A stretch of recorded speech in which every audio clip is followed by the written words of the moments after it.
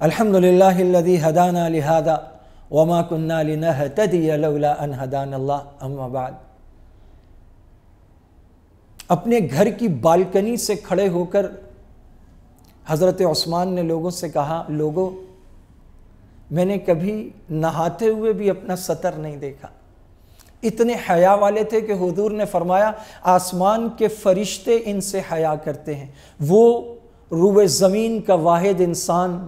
جس کے گھر میں ایک کے بعد دوسری نبی کی بیٹی آئی، نبی کے دوہرے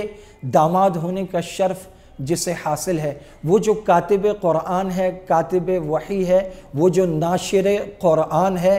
وہ جس کی سخاوت چار دانگے عالم میں پھیلی ہوئی ہے، جس کا آج بھی مدینہ کی میونسپیلٹی میں اکاؤنٹ ہے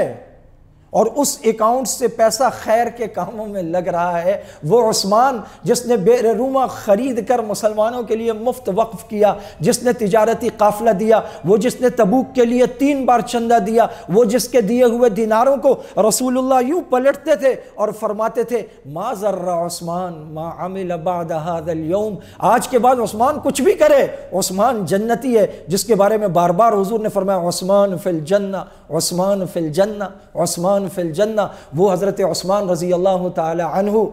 جن کی سخاوت ہر شخص مانتا تھا، وہ حضرت عثمان جنہوں نے ہر موقع پر رسول اللہ صلی اللہ علیہ وسلم پر اپنا مال لٹایا۔ دنیا میں رسول اللہ پر اپنا مال لٹانے میں ایک ابو بکر اور دوسرے عثمان، ان سے بڑھ کر کوئی نہیں ہے۔ اللہ رب العزت آپ صلی اللہ علیہ وسلم نے حضرت عثمان رضی اللہ تعالیٰ عنہ کی شان میں، آپ کے اکرام میں بے بہا ارشادات فرمائے۔ اللہ تعالیٰ اس محبت کا ایک حصہ ہمیں بھی عطا فرمائے جو حضرت عثمان کو آپ صلی اللہ علیہ وسلم سے تھی۔ وآخر دعوانا ان الحمدللہ رب العالمین۔